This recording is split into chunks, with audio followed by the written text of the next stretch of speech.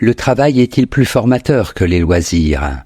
Thèse. C'est seulement par l'effort qu'implique le travail que l'homme parvient à acquérir des connaissances et des compétences. Antithèse. Le travail est le règne de la servitude, les loisirs celui de la liberté. L'homme ne peut se former que librement. Thèse. Le travail est plus formateur que les loisirs. En effet, pour se former, c'est-à-dire pour acquérir des connaissances et des compétences, il est nécessaire de travailler. Les loisirs, c'est ne rien faire, ou ne faire que des activités qui procurent du plaisir. Or, plaisir et farniente n'ont jamais formé personne. Premier argument. Pas de compétences sans travail. On n'acquiert aucune connaissance, aucune compétence sans effort ou sans travail. Le sportif, le musicien de haut niveau n'atteignent l'excellence qu'au prix d'un incessant entraînement. Le médecin, l'ingénieur, mais aussi le spécialiste d'histoire de l'art ou de littérature doit faire de longues années d'études pour se former. En revanche, celui qui passe son temps dans l'oisiveté n'apprend rien. Deuxième argument, le loisir vise le plaisir. Celui qui s'adonne à une activité par nécessité professionnelle devient beaucoup plus compétent dans cette activité que celui qui s'y adonne par plaisir. Je peux bien jouer au tennis ou pratiquer l'informatique en tant que passe-temps. Je ne serai jamais aussi bon qu'un joueur ou qu'un informaticien professionnel. Les activités pratiquées par loisir ont pour but le plaisir et non la formation. Troisième argument. Le travail façonne l'homme. Le travail créatif est une activité spécifiquement humaine. Les animaux ne travaillent pas. Ils ne font que suivre certaines activités déterminées par l'espèce. Comme de construire une ruche. En travaillant, je me réalise. J'accomplis mon humanité en laissant une trace de ce que seul je peux faire. Par le travail, je me forme, c'est-à-dire que je me façonne moi-même. En bref, on ne se forme que grâce au travail. Les loisirs ont pour finalité le plaisir et l'oisiveté. Ils ne peuvent donc pas être formateurs. Antithèse. Le travail n'est pas plus formateur que les loisirs.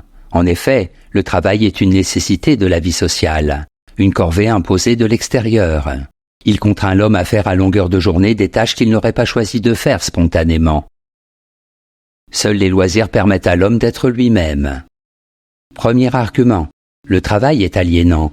Le travail est une nécessité, pas un choix. Les hommes et les femmes sont contraints de travailler pour gagner leur vie, payer leur loyer, élever leurs enfants. Ils sont souvent obligés de faire un travail qu'ils n'ont pas choisi. En quoi dactylographier des lettres pour son patron, assembler les pièces détachées d'une voiture, peut-il être formateur? Le travail est aliénant bien plus qu'il n'est formateur. Deuxième argument. Seule la liberté est formatrice. Tout travail, même le plus intéressant, est fait de tâches routinières, contraignantes, qui ne sortent pas d'un cadre donné et ne requièrent qu'un nombre limité de compétences. Tout travail, en outre, vise des fins qui sont extérieures à ce que je suis. Seul un travail qui exprimerait ce que je suis profondément ou qui me plaît personnellement peut être réellement formateur. Troisième argument. Les loisirs sont le temps de la liberté.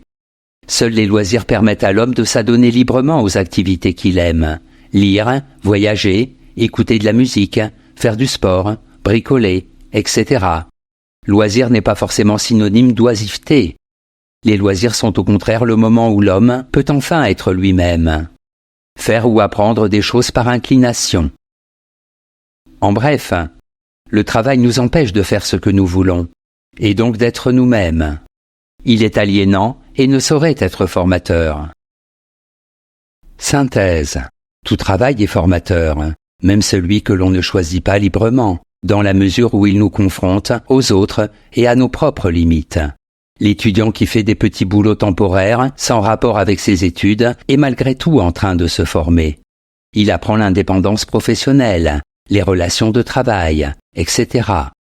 Par ailleurs, la liberté que nous procurent les loisirs peut être un facteur de dispersion et d'oisiveté. Si elle vise uniquement le plaisir, l'idéal, par conséquent, serait de s'adonner à une activité qui soit un compromis entre les contraintes inhérentes au travail et la liberté créatrice des loisirs. Un tel compromis peut être trouvé dans les loisirs, si nous les consacrons à des activités constructives, telles que la culture ou la réflexion. Il peut être trouvé également dans le travail, quand on fait un travail que l'on a choisi et qui correspond à nos aspirations. Notes et commentaires.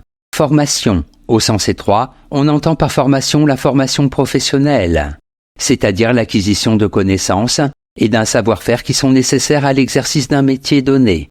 Au sens large, on entend par formation les connaissances générales et non techniques qui permettent à un individu de devenir un être autonome, libre, cultivé, ayant une personnalité riche et originale. Citation. La peur de l'ennui est la seule excuse du travail. Jules Renard, Journal.